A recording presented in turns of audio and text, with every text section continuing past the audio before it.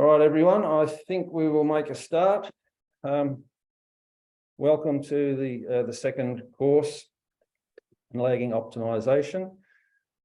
Just bear with me while I share the screen.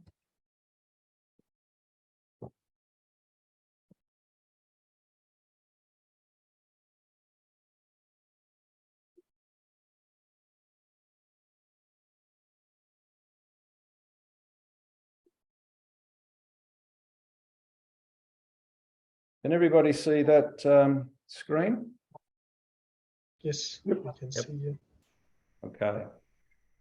Welcome to the second part in this 5-part training series on optimizing pulley lagging performance.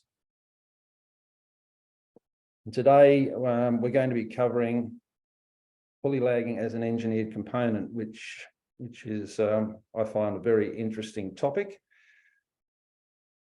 We will be going through basically two sections. The first is on drive pulleys, and we have Dr. Tarun Srivastava, who's our engineering manager. He'll be doing the presentation on drive pulleys and the work that we've been doing in this area to better understand what happens in the interaction between drive pulleys and the conveyor belt. That is going to run for 15 to 20 minutes, and then we'll have some time for questions. Then we'll spend some time talking about high tension bend pulleys and pulleys that are contacting the dirty side of the belt. That will also go for about 20 minutes. And again, we'll have more time for questions at the end of that session. As we go, if you come up with any questions, just pop them in the chat and we'll go through them. Once we get to the question time. So without further ado, I will hand over to Tarun. Tarun is responsible for the Lagging Select program, where we're working in cooperation with Tunra and also Conveyor Dynamics in the US. Tarun is a Masters of Engineering, Mechanical Engineering, with a special interest in conveyors. So without further ado, I will hand over to Tarun.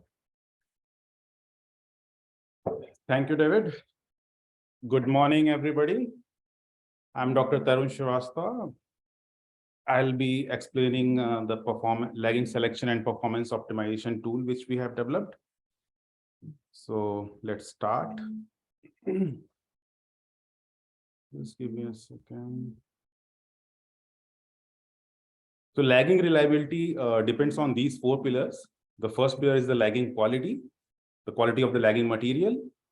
The second pillar is the lagging design to distribute the stresses well. The third pillar is the lagging application. Lagging should be applied properly by following the standard lagging application procedure. And the fourth pillar, which is the topic of this presentation, is lagging selection. So all the 4 pillars are crucial for lagging to perform. Otherwise, we would not get a desired result for this. So pulley lagging has historically been treated as a consumable and replaced when it failed without much further analysis or just on the basis of experience and industry practices. But that's not the right approach, because pulley lagging transfers the required power to the belt, and it's a crucial component in the belt conveyor system. Elastotech treats pulley lagging as an engineered component, and we believe that there must be an engineering research-based analysis for selecting the right lagging instead of a guess. So when a wrong lagging is selected, it fails before finishing its recommended life cycle, and unscheduled lagging replacement causes production loss and sometimes belt damage, which is a much costlier item in the belt conveyor system. Here's a live example of lagging failure. One of our customer has changed the belt design from 4600 TPH to 5150 TPH and changed the belt from ST5600 to ST6300. But he kept using the same lagging, what he was using with the previous specifications based on his experience. It was a dual drive conveyor. The left one, which you can see, is the secondary drive fitted with the Elastotech lagging, and the right one is the primary drive fitted with another brand's lagging. So the conveyor was running without any issue for 5 months before this upgrade. And installation of this ST6300 belt resulted in catastrophic lagging failure in both the drives within 4 weeks of operation. So it was not a quality issue or lagging issue. This happened because of upgrade after 4 weeks of upgrade. So that led to 3 days of unplanned conveyor stoppage. And in total, that cost $21 million to the customer as a production loss. So at that time, we did not have any technology to analyze the root cause of this failure, and customer came to us asking on what basis the lagging was selected. So nobody has any answer at that time because it was selected on the basis of experience only. So this incident triggered us to develop an engineering tool to predict the lagging performance and basically its durability before it is actually applied on the pulley. So this incident basically triggered us to do that.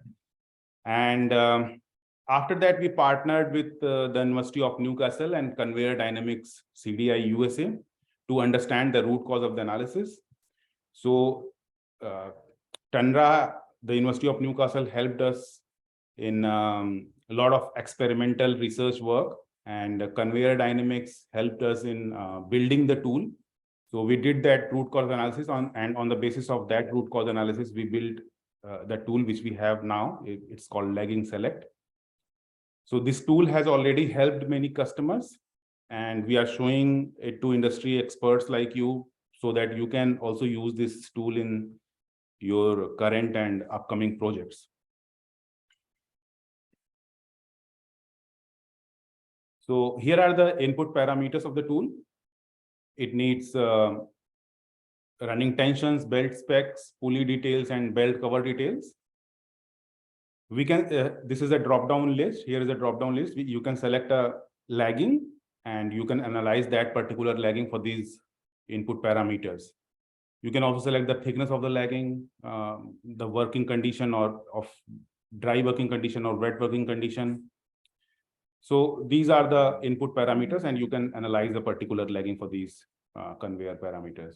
So this tool has two graphical outputs, which I'll show you in a bit.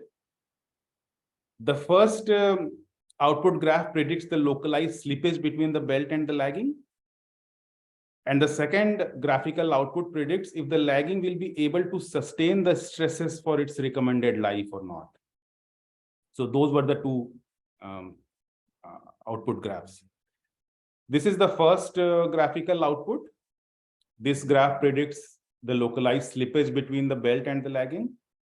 So this graph is a plot of normal pressure shear stress on the left versus friction factor on the right against the wrap position. The black line is the contact pressure going from T1 side on the left to the T2 side on the right. The blue line is the shear stress developed in the lagging. The shear stress increases as the lagging transfers shear to the belt around the wrap. The developed friction, which is the solid red line, is the ratio of the shear stress over the contact pressure. The dotted red line is the maximum available friction in the dry condition. The dotted green line is the maximum available friction in the wet or dirty condition. So you notice that the friction limits are not the straight lines or constant values because the tool is using a variant friction model, which is pressure dependent. So generally, the higher the normal pressure, lower the friction factor is. So when the developed or required friction is more than the maximum available friction or friction limit, the localized slippage appears. So at this point, you can see that the friction required interacts with the friction limit, and after this point, after this wrap angle around 190 degree, this is a slip zone. After this, slip appears. So the tool is suggesting that in this particular example situation, the tool is suggesting that 11% slippage will be there. It also suggests the minimum T2 requirement to stop this slippage, because when you increase the T2, the slippage, the chances of slippage is reduced. So this is the localized slippage. This is not the absolute slippage. This is the localized slippage happening towards the end of the wrap. And it also suggests the maximum shear stress developed in the lagging, which is 121 kPa in this particular situation. This is the second output graph. This graph predicts if the lagging can withstand the stresses from the durability point of view.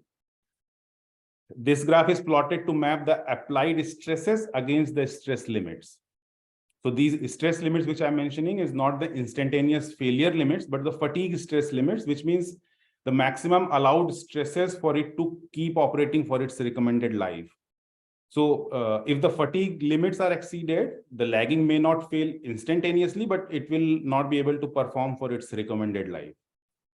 So yeah, in this graph, x-axis is the average normal pressure, y-axis is the average shear stress. The black line is the application line plotted against the developed normal pressure and shear stress. The developed normal pressure and shear stress were shown by the black and blue lines respectively in the previous graph, if you remember. So this is the same application line, sort of back representation of the same thing which you have seen in the first graph. So these are the application entry and application exit. Application entry means T1 side. This is T2 side. The same you can see here in the lagging picture, application entry, application exit. So the stresses generated at the contact surface because of T1, T2 travels inside the lagging, and different stress magnitudes will appear at different areas of the lagging. So the appeared stress in an area should not be more than the stress limits or fatigue limits of that area. So this orange line defines the fatigue stress limits of the thread root area.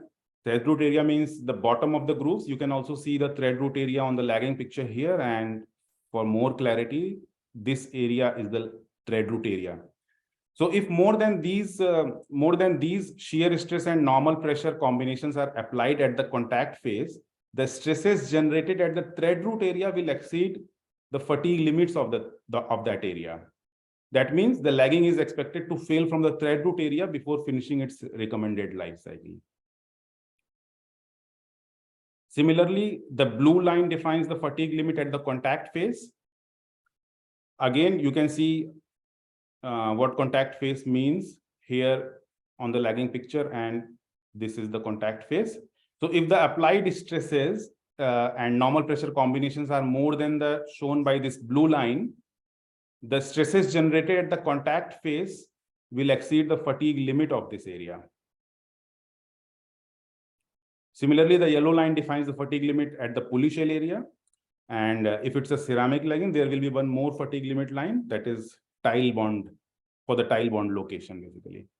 So based on this explanation, these fatigue limit lines forms an envelope for the safe zone. So this becomes the safe zone, because in this safe zone, none of the fatigue limits are exceeded by the application. So this is the application line for the safe operation. This application line should reside in the safe zone, and this becomes the unsafe zone. So this in particular example, the application line is residing in the unsafe zone, and the application is not safe. And although it is in the unsafe zone, you can still say that it is in the unsafe zone because it is crossing the thread root limit. So the lagging is expected to fail from the thread root location. This tool also gives us output in the statistical form. The tool is suggesting that the thread root shear stress utilization is 1000%. So this was about the two graphical outputs of the tool. So coming back to the same example, which I showed you a few slides back. So this is the picture of the failed lagging, which you have already seen in a few slides back. So first we analyzed the failed lagging for the slippage issue, which is the first output graph of the tool, if you remember. So this is the graph for the slippage issue, and their slippage was not the problem for that customer. You can see it is not intersecting the friction limit lines. So friction was not the issue for this customer. And after that, we analyzed the failed lagging for the fatigue limit lines. you can see the performance envelope for the fatigue limit. So you can see that the lagging was operating in the unsafe zone because it is exceeding the thread root limits. So this analysis justifies the failure because you can see that lagging has failed from the thread root location and it is exceeding the thread root limit. So this justifies the failure. So we applied this analysis to many other operating conveyors, and the tool always gives us the accurate results. So we needed to find out the suitable lagging for this option, for this conveyor. And the customer did not actually want to go with the ceramic lagging because of the risk of belt damage due to the ceramic. So we found out the most suitable rubber lagging for this particular application, which in this case was herringbone 25 mm thick lagging. So this groove design with the herringbone pattern and 25 mm rubber sheet lagging was found to be the most suitable lagging for this application, and we replaced it with this one. And since October 2021, the lagging is operating without any sign of damage. So this is how we did the root cause analysis and found out the most suitable lagging. In the performance envelope also, you can see that now the application line is mostly in the safe zone and at the bottom, at the border area of the thread root. So, and we can just cross verify this with the performance report. So the current tool has been developed considering the Elastotech lagging. And so the analysis is only valid for Elastotech laggings because the parameters used in the tool are specific to Elastotech's design, material, and manufacturing process. We collaborated with the industry expert to conduct lab tests to increase the scope of tool validity and improve its accuracy. The University of Newcastle, Conveyor Dynamics USA, and Endurica. There's a company called Endurica in USA. They are our research partner for the lab testing. The University of Newcastle has conducted laboratory tests to identify the value of actual coefficient of friction. They use this equipment to identify the value of coefficient of friction. This is a belt sample. On the both of the sides are lagging sample. They just press it, sandwiching the belt sample, and they pull the belt sample up and measure the force to identify the value of coefficient of friction. So the tool has been customized for the actual coefficient of friction values between Elastotech laggings and industry standard M grade belt combinations. Friction coefficient value is actually a complex parameter to obtain because it relies upon many variables, such as different lagging belt combination, normal pressures, temperatures, different environmental conditions, and there are several other factors on which the friction coefficient relies on. So we are conducting laboratory tests to vary all the factors to measure the coefficient of friction, and we are doing it for from -40 degree to +60 degree temperature ranges to accommodate all the temperature variations across the globe. So Tundra is doing it for us. We have also conducted laboratory experiment to identify the fatigue limits of Elastotech bonding between the tile and the rubber, and lagging and the pulley shell. So the tool has been calibrated for Elastotech bondings. Endurica has performed compound characterization experiments for Elastotech rubber compounds. The tool has been calibrated for the Elastotech rubber fatigue limits. And Conveyor Dynamics USA has performed all the FEA analysis required for the tool calibration. So these are all the lab testings which we have performed. To further improve the accuracy, we plan to perform dynamic experiments on this test rig. So the test rig, which you can see on your screen, is conceptualized by the University of Newcastle. It will be first of its kind in the world. And for building this test rig, we have partnered with the belt manufacturer, University of Newcastle engineering consultancy, and a conveyor design company. And it's a 3-year project. We expect a lot of research information to unveil by this test rig. You can see there will be sensors in here, and we can measure the stresses generated in the lagging. So, and there are a lot of other things which we can do with this test rig. So that's all from my side about the tool. So if you guys have any question about this tool, you can just type in or just ask.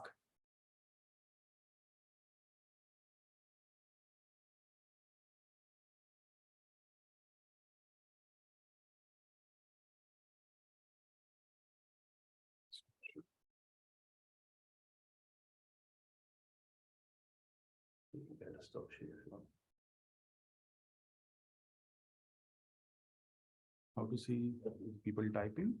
Oh, chats.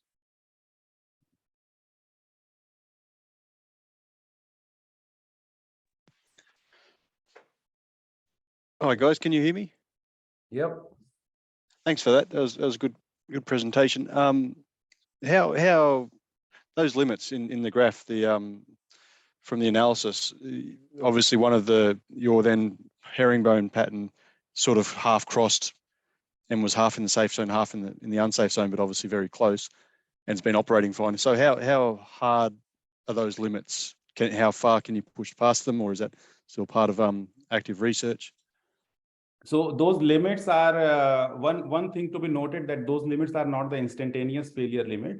We identified the fatigue limits. So how the fatigue limits has been identified is like if a component is under the cyclic loading for 1 million cycles, so it is assumed that it is going to sustain for its infinite life.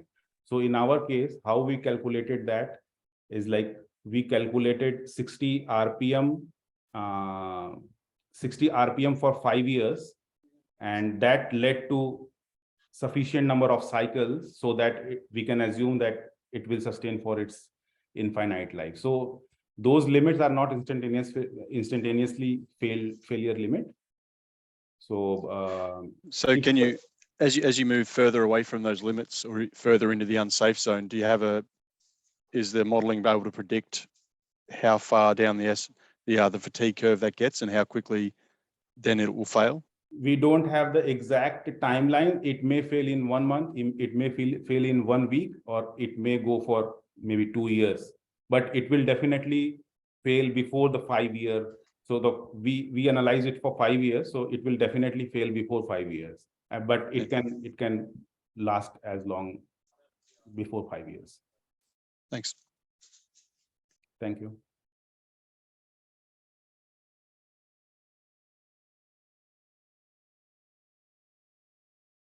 Oh. So the question is, hello, where is the Pulley Select tool available? So the name of the tool is Lagging Select. Currently, it's an in-house tool.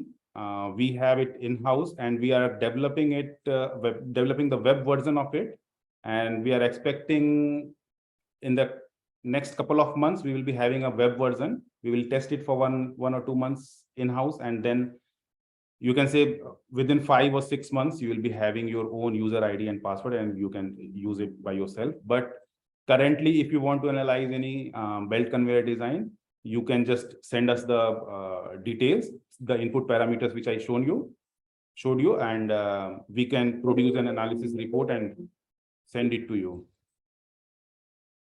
And one more thing which I want to mention here, that there is no cost involved at this point of time with the tool. So if you want to analyze your conveyor design, you can just send us the details. We will just analyze it and produce a report and send it to you.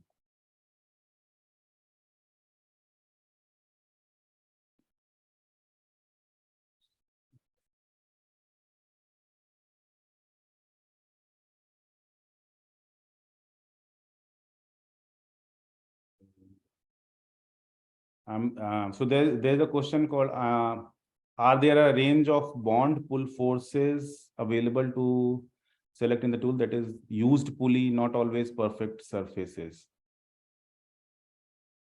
So I believe it is about the pulley surface, and there are basically three processes by which we adhere the lagging to the pulley shell. One is cold bond, one is hot vulcanized, and third is direct bond. So we always recommend hot vulcanizing process for adhering the lagging to the pulley shell. So for the hot vulcanizing process, we give 100% rubber tear warranty. So whenever you take the lagging off the pulley shell, it will be 100% rubber tear. So the bond is not going to fail. That is Elastotech's guarantee.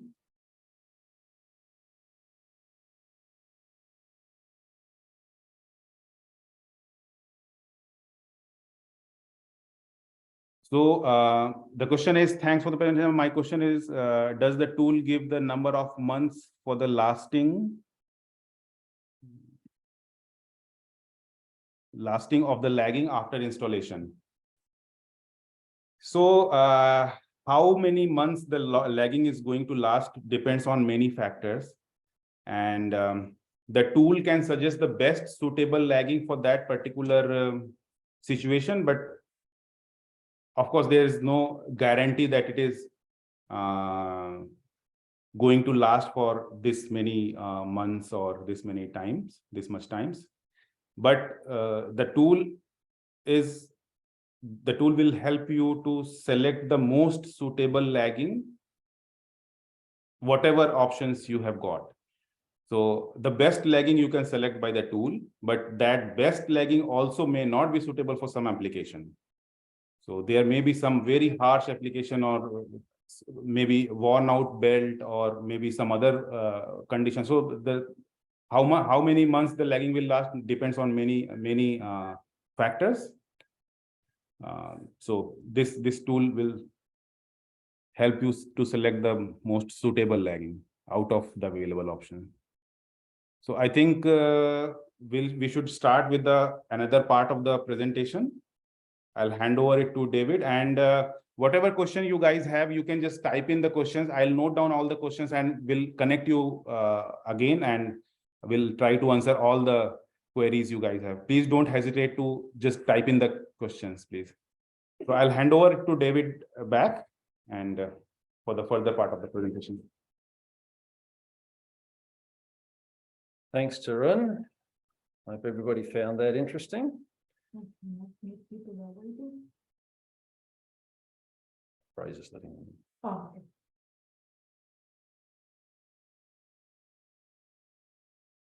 Just let me get the presentation set up. Everybody see the screen again? I'll assume yes. Okay, the next part of the presentation is dealing with high tension bend pulleys, and this is arguably the most difficult application for pulley lagging, as from our experience there is currently limited technology available for lagging to last as long as the life of the bearings. Additionally, there's evidence that the interaction between the belt, the pulley lagging, and the belt cleaners is leading to belt damage and premature failure of belt splices. And we're going to look at that in a little bit of detail further on in the presentation. Today, we'll look at information collected from several sites running high tension belts. We'll discuss the engineering factors that make this a difficult application. And we'll go through the work that is being done to try and improve the performance of conveyors that operate with high tension bend pulleys. This diagram shows a typical layout for a dual drive high tension conveyor. You can see the position of the high tension bend.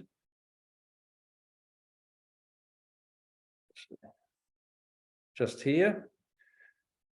Prior to the primary drive is the reason that you have the high operating tension and also the contact with the carry side of the belt.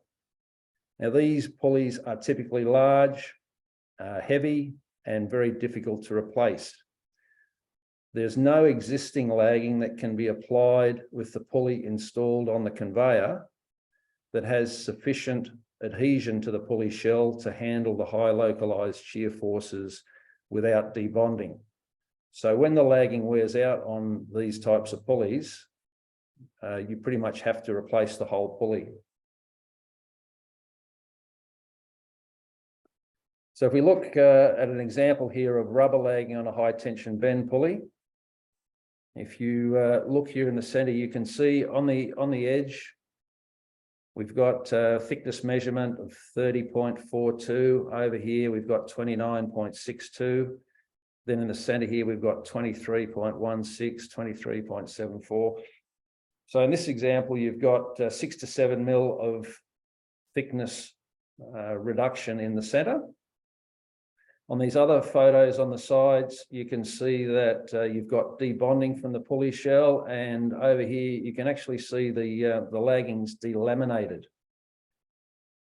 Now, one of the causes for lagging delaminating in these types of pulleys is people use uncured rubber sheet for applying lagging to the pulleys, and an uncured calendared sheet is made up of multiple plies of it's gradually built up in plies of various thicknesses, and the join between these plies is what we call a knitting line or a weak point. And because this uncured sheet is cured at relatively low pressure in an autoclave, those knitting lines remain after the pulley comes out of the autoclave and is put into service.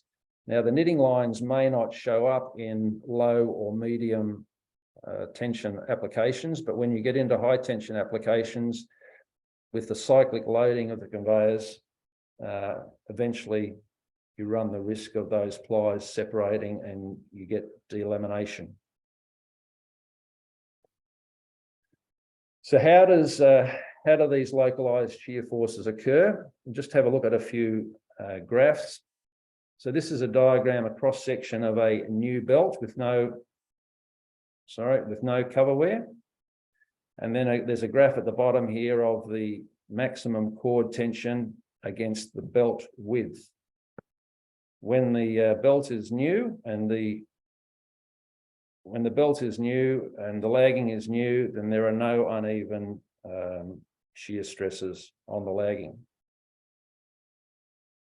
We now look at a diagram with 5 millimeters of belt cover wear. This graph shows the shear force across the belt width for a wear profile of 5 millimeters in the center third of the belt. The maximum shear occurs here in line with the edge of the wear profile, and the minimum shear is in the center in the middle of the wear profile. If we then go to a 10 millimeter of cover wear, you can see that the localized shear has increased again in the position on the edge of the wear profile.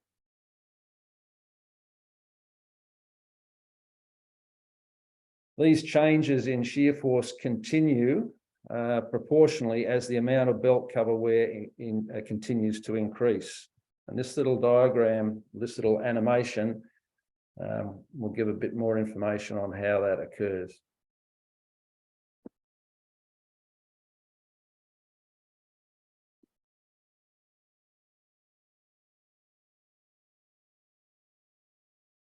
You can see the graph of the localized shear forces here at the top. Now, obviously, there's not normally a gap. There's not normally a gap here. This is just for the animation purposes, but you'll see in a minute. So this is what's happening in actual service. The belt is deformed down in the center because there's a reduced thickness. This graph is from a large copper mine in Peru. And on the left, this axis, the y-axis here is the thickness of the belt, the thickness of the lagging, measured at the center of the pulley. Along the bottom axis is the number of metric tons that have been handled by the conveyor. You can see early on when the belt and the lagging are new, there's not a lot of wear And so there are not a lot of localized shear forces. So the loss of thickness is gradual. As there's more wear on the belt cover, there's more and more wear on the lagging, and this increases rapidly to a point where in this particular case, they were looking at replacing the pulley when the thickness got to around 6 millimeters. Now, if you think that the lagging started off here at 32 millimeters and they're replacing it at 6 millimeters, that's 26 millimeters of wear. I want you to remember that number because we're going to look at some calculations in a minute as to how this impacts steel cords and splices. So what does the increasing localized shear force do to the lagging service life? This graph is designed to show the cumulative result of belt cover wear on lagging service life for these high tension bend pulleys. In practice, what happens, you put your first lot of lagging on, the belt's new, the lagging's new, and you'll get a particular service life. Let's say in this example, it's 18 months. When the lagging has to be subsequently replaced, it's not going up against a new belt, it's going up against a worn belt. And so you don't get 18 months, maybe you only get 12 months. Then when you go to the third lot of lagging, again, it's going up against an even more worn belt. So the service life of the lagging decreases again. Often the assessment of this reduced lagging service life is that there's something wrong with the second, third, or fourth lots of lagging because they're not lasting as long as the first lot. That's not actually the case. It's because of the interaction with the worn belt surface. So why is the belt wear causing a problem with the lagging? So this graph shows across the bottom the lagging gauge differential or thickness wear, if you like. And this is the difference in gauge between the center of the lagging and the edge of the lagging. And on the y-axis, we have the belt speed differential. So this is the speed differential between the contact with the belt and the lagging out on the edge of the pulley compared to in the center of the pulley. So if we have a gauge differential of 10 millimeters, so that's combined between the lagging wear and the belt wear, we're looking at a 1% speed difference in the center of the pulley compared to the edges. When you go to 20 millimeters of combined wear, we're talking about 2.3% speed difference. When we go out to 25 millimeter of difference, we're talking about a speed differential of just under 3%. I want to share some information from a study that was done on a high tension belt that was experiencing a significant amount of damage and belt splice damage early on in its service life, because we believe this is directly related to what's happening on the high tension bend pulleys. The particular belt in question was an ST5300. It was approximately 2 years old when this work was done. There were a number of areas on the belt that had been damaged. The belt x-rays identified 30 locations with damage to the belt. We're talking specifically about damage to the cords. You can see here's one of the x-rays. Down here, this one is actually an area where some repair work was done. Now, 23 of these damaged areas were located roughly 300 million from the edge of the belt.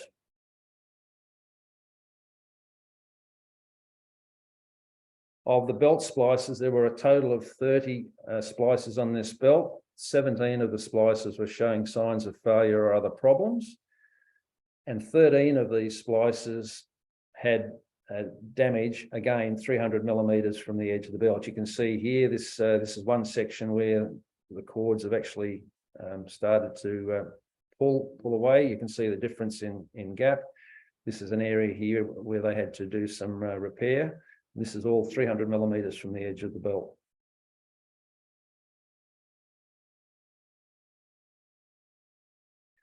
On this particular conveyor, looking at the loaded area of the belt, the edge of the loaded area was 300 millimeters from the edge of the belt. And you can see, so once we've got this loaded area and the materials coming off the belt, we then have carryback, and it's the carryback that can then come into contact with the pulley lagging. So let's have a look at how the localized shear forces from the belt cover wear can affect the steel cords and the splices. This graph shows the fracture strength. So this is the fracture strength on the y-axis versus the number of cycles to fracture on the x-axis. These top two black lines, this is the steel cord fatigue fracture band. So within that range is where the steel cords would be expected to break. And as you drop the amount of stress on the steel cords, the number of cycles they can handle obviously extends. We consider the load or stress that can handle an infinite number of cycles without breaking to be the fatigue limit. And on this graph, it's shown as this dark blue dotted line here. And for steel cords, the infinite fatigue life is typically 45 to 50% of the ultimate strength. So this infinite life region is shown in green. And the area where the steel cords have a finite life is shown above in red. Now, steel cord design for belts typically is done based on 20% of the fracture strength, which is shown in the blue area.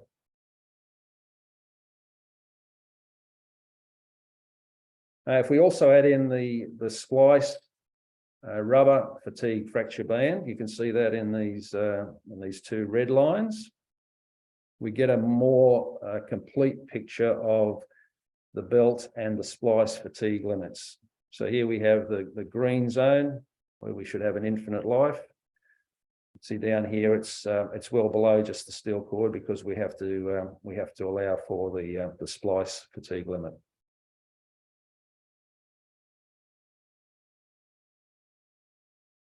What this is telling us is that to break the steel cords, you would require a 200 to 250% increase in the applied cyclic stress over the design stress limit. Now, is this possible from the localized shear stresses being imparted due to combination of belt and lagging wear?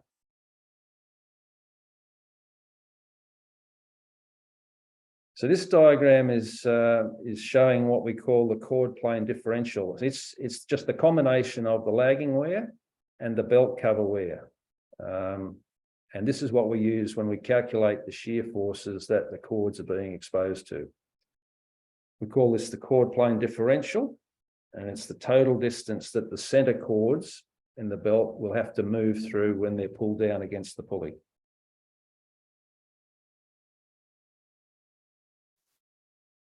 So we're going to look at some graphs. The first graph in the top left-hand corner shows the cord. This is the cord vertical position. So if you can imagine the position that the cord has to move through because of the wear when it's pulled down against the belt. This graph across the bottom is showing the cord number or cord position across the belt. And the graph is for a new belt with no wear. The second graph immediately below is the cord tension on the left-hand side, on the y-axis. And across the bottom is the cord number or the belt width. And again, for a new belt, a new lagging, the tension's uniform. The third graph is what we call, we're graphing the chord plane differential across the x-axis, and along the y-axis is what we call the stress multiplier. And the stress multiplier is obtained by taking the highest stress and dividing it by the lowest stress. Now, in this case, because we have a flat line, the figure here is 13.14 kilonewtons, and it's just 13.14 kilonewtons over 13.14 kilonewtons. So the stress multiplier is 1. There is no stress. If we now look at 10 millimeters of wear, this is the location of the cords with 10 millimeters of total combined wear between the lagging and the belt. And here we have the graph of the localized shear stress. If we then calculate the top of this peak, which is just over 13 kilonewtons, to the bottom of the trough in the center of the wear area, sorry, 21, I've got these numbers round the wrong way. It's 21.8 kilonewtons, which is the top of the peak, and 13 kilonewtons at the bottom. We have a stress multiplier for a combined wear of 10 millimeters of 1.559. If we now look at combined of 20 millimeters of wear, and if we just look at this this diagram of the pulley wear, you can see out on the sides here, just the lagging thickness on its own is up in the 30 millimeter mark. And then if we get into the center, we're sort of down around 20 millimeters. So just in the lagging wear, on this particular example, we've got 10 millimeters of wear. And if we assume we'd have a similar amount of wear on the belt, 20 millimeters is quite easy to achieve. So if we look at the stress multiplier here, top of the peaks is just over 30 kilonewtons.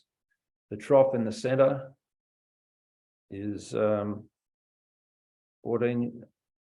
kilonewtons. And so we have a stress multiplier of 2.055. So with 20 millimeters of combined wear, we are now in the region of having sufficient stress to exceed the infinite chord life. If you remember the previous graph, this graph, on this particular pulley, just in the lagging alone, at some point in the life of this pulley, the lagging had gone from 32 mils down to 6 mil. So 26 millimeters of wear just in the lagging alone. Obviously, there was corresponding belt wear as well. So you can see that to get 20 millimeters of chord plane differential and that stress multiplier of 2 is not going to be difficult to achieve. So what do we do as far as lagging goes? Now, there are several schools of thought on the best way to extend the service life of lagging for high tension bend pulleys. One approach is to produce a lagging that is inherently stronger and more abrasion resistant than the forces that are applied to it. And examples of this type of lagging are rubber-backed hot vulcanized ceramic lagging, direct bond ceramic lagging in the center, and then hot cast polyurethane lagging. All of these lagging types are rigid and inflexible. So as a result, they reflect the high localized shear forces directly back into the belt and the belt splices. Of these three, the direct bond ceramic lagging is undoubtedly the most abrasion resistant option. And it also has the highest bond strength to the pulley shell. Typically, direct bond ceramic lagging would have 5 to 6 times the adhesion strength of either of the other two. However, it does suffer from a problem with build-up, and as these high-tension bend pulleys contact the dirty side of the belt, direct bond lagging does cause some problems. The second approach to engineering a lagging for extended service on high tension bend pulleys is an abrasion resistant, soft, flexible lagging that has a surface profile that allows for movement and deflection under load. Sorry, got this slide moving. This allows it to absorb the localized shear forces and help protect the belt, and in particular protect the belt splices. Unfortunately, this lagging is not capable of lasting as long as the bearings when in contact with a highly worn belt cover. So the challenge that we've been dealing with for some time is how to improve the performance of this combination of belt splices and high tension bend pulleys.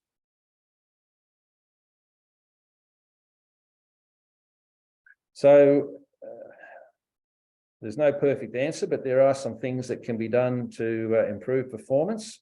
The first is to reduce the wear on the belt cover. And this can be done through optimizing the loading of the belt to minimize wear, and then having a good belt cleaning system and making sure that it's maintained and adjusted on a regular basis.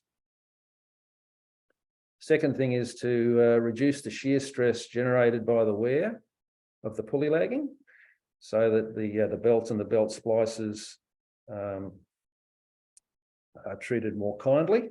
And we believe that a flexible lagging is the way to do that. And the third thing is to limit the amount of wear that occurs on the pulley lagging. And this is something that we are under development at the moment. And we'll be sharing more information on that in the future. That's all for today, and open it up to any questions. And that's quick. If there are any questions for Tarun as well, please feel free to pop them in the chat or speak up now.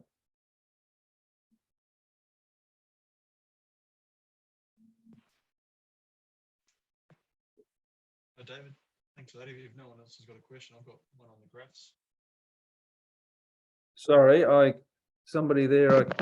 You might yes. you might be on mute. Can you hear me, David? Yeah, Peter. Yeah, how are you? Oh no, it's Dan Osling, mate. Dan, sorry. You're right. Question on the stress versus chord number graphs as you go across to the center of the belt where it's wearing, and obviously the stress is decreasing but peaking on the edges there. Is that developed experimentally or theoretically? Where's that graph come from?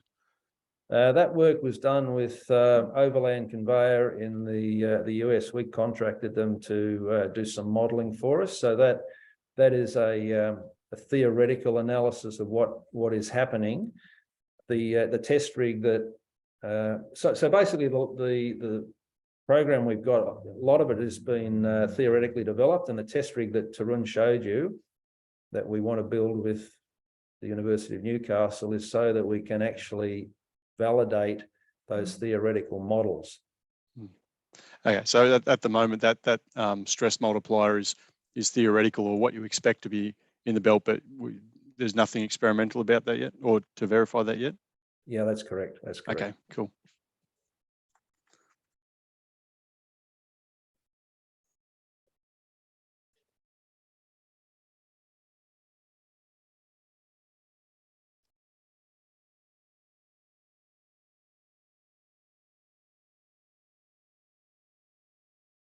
I've got a question here. Does the chord tension graph for each one chord or for one set of chords in the belt?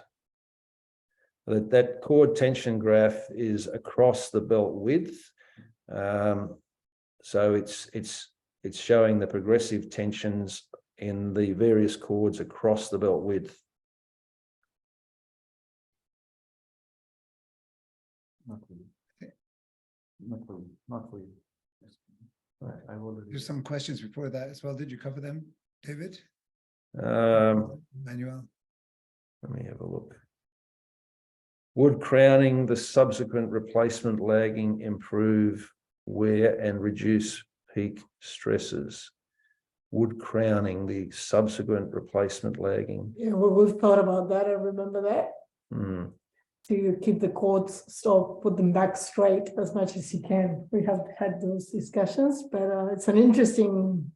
Yeah, Rick, it's an interesting concept, and as Mariana said, that has been discussed, but it hasn't actually gone any further, and it hasn't been put into the field, and we haven't done any analysis. But yeah, you've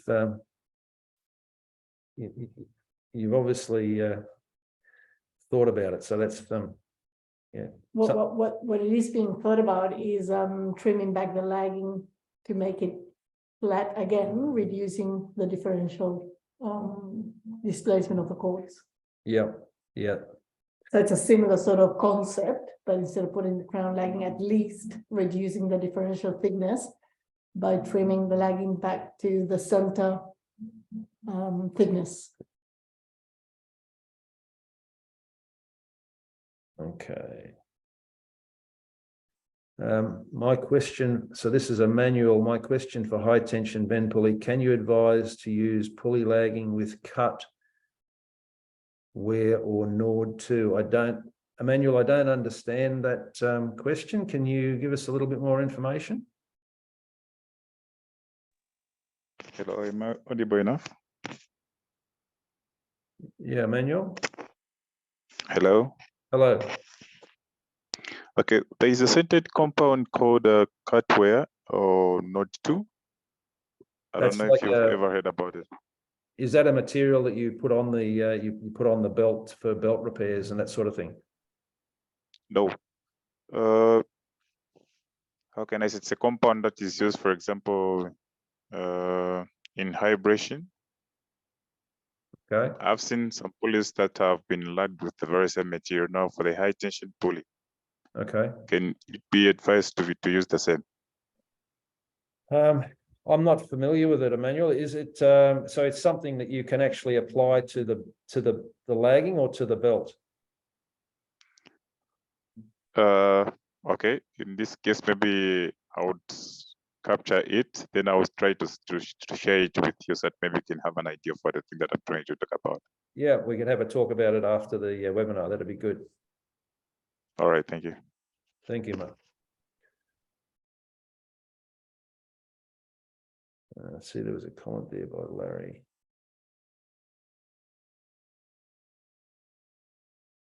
So Larry, you've said there that put your money into belt cleaning and your pulley lagging will last a lot longer. Yeah, fair enough. That's true. Okay, anybody else got any questions?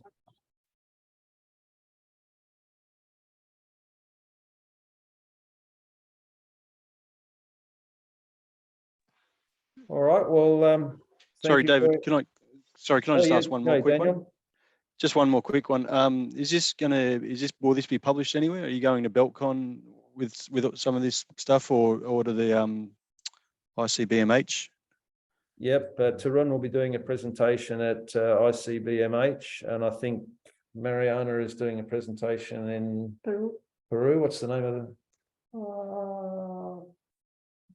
She's doing a presentation at conference in July in Peru. Yep, that's right. I'll try to make it to ICBMH. Yep, Tarun will be there doing that presentation. Yeah, great. Thank you. Look forward to seeing you there. Yeah, thanks. All right. If there's no other questions, then there is a recording of this webinar available, and we'll send you a link so that if you want to share this with anybody, that's fine. And if you think of anything afterwards, please reach out and we'll do our best to help you. So thank you, everybody. See you, Larry. See you, Shane. Thanks, guys. Thank you. Thank you, everybody. Bye-bye. Thank you. Thanks very much. Okay, bye-bye. Thank you.